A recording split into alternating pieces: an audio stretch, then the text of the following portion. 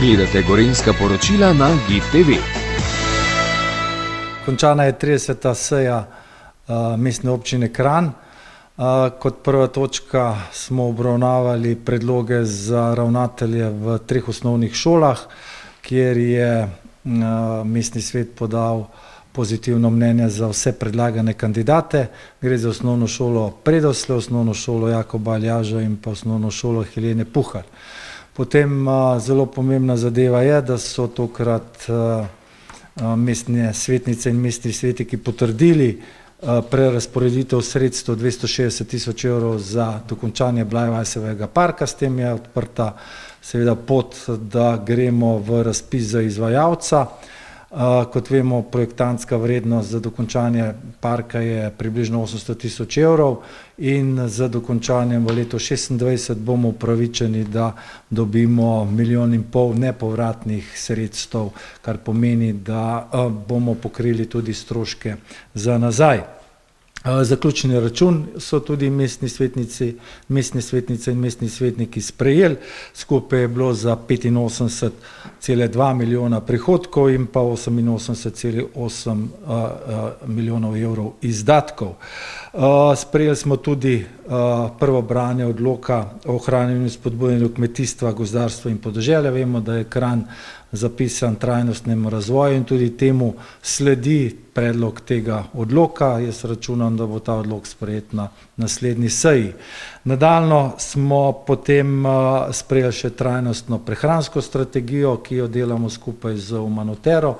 Gre za prvo tako prehransko strategijo v Sloveniji in radi bi, da bi naše občane in občanke seznanili s pomembnostjo prehrane, lokalne prehrane, ekološko pridelane prehrane.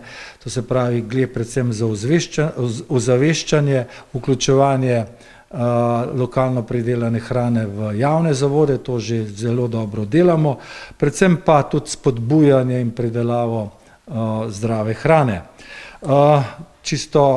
Potem smo določili še število članov v novi krajevni skupnosti, ki bo Planina Huje. Glede na to, da je bil spremenjen statut, smo morali spremeniti še odlok o številu članov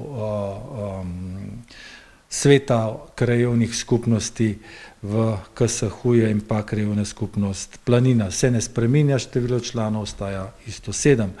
Seznanili smo se tudi z poslovnimi rezultati naših javnih zavodov, skupaj jih imamo 19 in sicer 2 z področja zdravstva, 13 z področja vzgoje in izobraževanja, gre predvsem za osnovne šole, potem 3 z področja kulture in enega športa. Dobro je to, da vsi ti javni zavodi poslujejo pozitivno. Potem smo se, seveda, ker je Kranj mesto, občina po meri invalidov, smo se seznanili tudi z akcijskim načrtom pri uresničevanju in izboljšanju enakih možnosti za invalide. No, potem smo obravnavali pa še skupaj s policijsko postajo Kranj varnostne razmere v mestni občini Kranj. Ugotovitev je, da dejansko večjih odstopanj ni in da je z dobrim sodelovanjem tako občine, redarstva, policije, krajevnih skupnosti, da je stanje mnogo boljše oziroma precej boljše kot pred leti.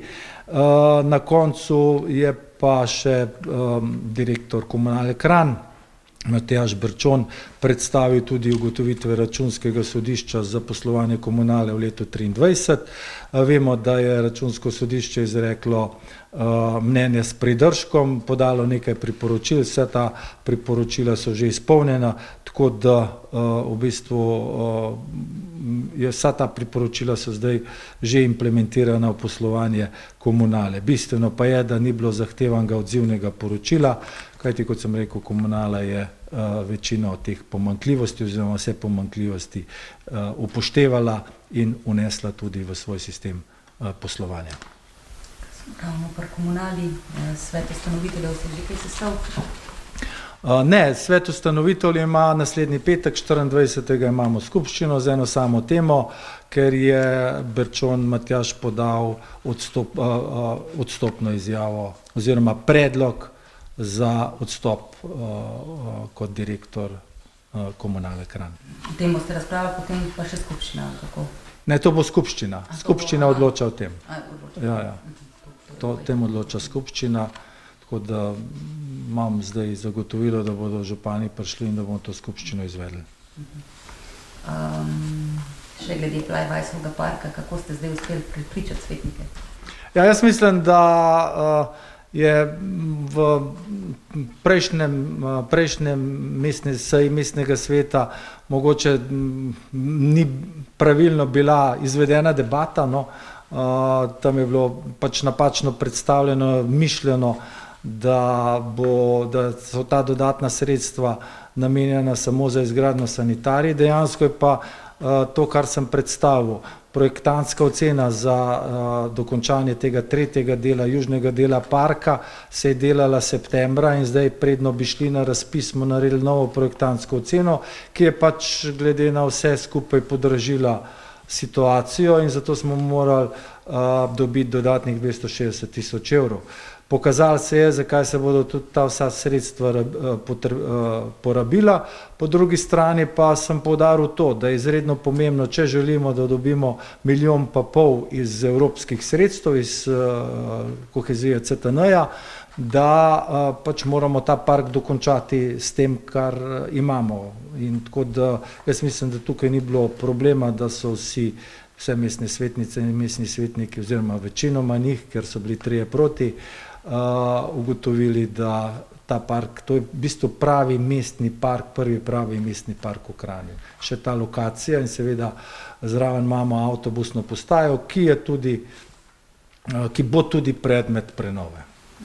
Kriza v šoli Jakoba Aljaža se zdaj tudi zaključuje. Ja, zdaj jaz sem prav vesel, no, da se je ravnateljica odločila, da nadaljuje svoje delo. Kot vidite, so stvari urejene, dejansko se ne sliši več kakršnih koli problemov oziroma nezadovoljstva staršev, tako da sem jaz res zahvalen tudi direktorici, pa vsem celotnemu kolektivu, da so zdaj uspešno vodijo to šolo.